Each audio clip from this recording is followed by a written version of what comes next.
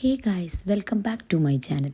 ഇപ്പം ഞാൻ യാത്ര ചെയ്തുകൊണ്ടിരിക്കുകയാണ്. ഞാനിപ്പോൾ ഈ ഇരുന്ന് ചിന്തിച്ചുകൊണ്ടിരിക്കുന്നത് ഒരുപാട് കാര്യങ്ങളാണ്. ഒരു 10 വർഷം മുൻപത്തെ കാര്യങ്ങളാണ് ഞാനിപ്പോൾ ആലോചിച്ചുകൊണ്ടിരിക്കുന്നത്. അപ്പോൾ എൻ്റെ യാത്ര എന്ന് പറഞ്ഞിട്ടുണ്ടെങ്കിൽ ഹാംബുർഗ് ടു ബ്രെമനാണ് എൻ്റെ യാത്ര. ഞാൻ ബ്രെമനിൽ പോകുന്നത് എനിക്ക് വളരെ സ്പെഷ്യലായിട്ടുള്ള ഒരാളെ മീറ്റ് ചെയ്യാൻ വേണ്ടിയിട്ടാണ്. ഈ വ്ളോഗ് കാണുമ്പോൾ സത്യം പറഞ്ഞാൽ കാണുന്നവർക്ക് എത്രത്തോളം ഫീൽ ചെയ്യുമെന്ന് എനിക്കറിയില്ല. പക്ഷേ എന്നെയും ഞാൻ കാണാൻ പോകുന്ന ആളെയും സംബന്ധിച്ച് ഞങ്ങൾക്ക് ഒരിക്കലും മറക്കാൻ പറ്റാത്ത ഒരു ദിവസം തന്നെയാണ് ഇത്. പിന്നെ വേറൊരു സ്പെഷ്യാലിറ്റിയും കൂടി ഉണ്ട് കേട്ടോ ഈ യാത്രയ്ക്ക്. ഈ യാത്ര എന്ന് പറഞ്ഞെങ്കിൽ തികച്ചും സർപ്രൈസ് ആയിട്ടുള്ള ഒരു യാത്ര തന്നെയാണ്. കാരണം ഞാൻ കാണാൻ പോകുന്ന ആൾക്ക് അറിയേയില്ല ഞാൻ ആളെ കാണാൻ വരുന്ന കാര്യം. അപ്പോൾ ഈ ആൾ ജർമ്മനിയിൽ എത്തിയിട്ട് ഒരാഴ്ചയായിട്ടുണ്ട്. അപ്പോൾ ഞാൻ സർപ്രൈസ് ആയിട്ട് തന്നെ കാണാം എന്ന് വിചാരിച്ചു. ഇപ്പോൾ ഒരു 10 വർഷമായിട്ടുണ്ടായിരിക്കും ഞങ്ങൾ കണ്ടത്. ഞങ്ങൾ ലാസ്റ്റ് മീറ്റ് ചെയ്തിരിക്കുന്നത് കൽക്കട്ടയിൽ വെച്ചിട്ടാണ്. അപ്പം ഞാൻ ഭയങ്കര എക്സൈറ്റഡ് ആണ്, വേറൊന്നും കൊണ്ടല്ല.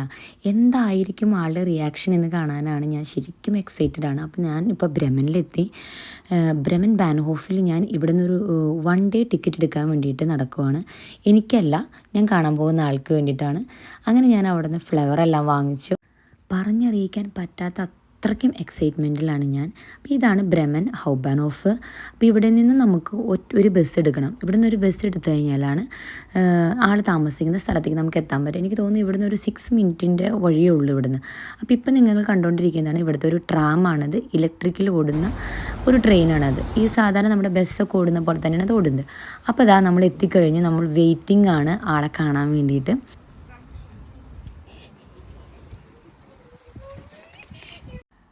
അപ്പോൾ ഇതാണ് ഞാൻ പറഞ്ഞ സ്പെഷ്യൽ പേഴ്സൺ. വീഡിയോ പെട്ടെന്ന് കട്ടാക്കിയത് എന്താണെന്ന് വെച്ചാൽ അവിടെ ഞങ്ങൾ 2 പേരും കുറച്ച് ഇമോഷണലായി പോയായിരുന്നു. അപ്പോൾ ഞങ്ങളത് ഷൂട്ട് ചെയ്യേണ്ടെന്ന് കരുതിയിട്ട് ഞാൻ വേഗം വീഡിയോ കട്ടാക്കിയതാണ്.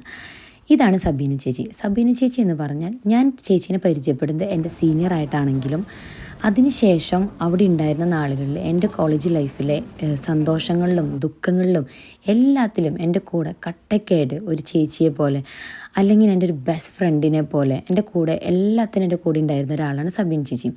പിന്നെ 2 പേരും കോളേജ് ലൈഫ് കഴിഞ്ഞതിന് ശേഷം ഞങ്ങൾ കൽക്കട്ടയിൽ വെച്ചാണ് ഞങ്ങൾ ലാസ്റ്റായിട്ട് മീറ്റ് ചെയ്യുന്നത്.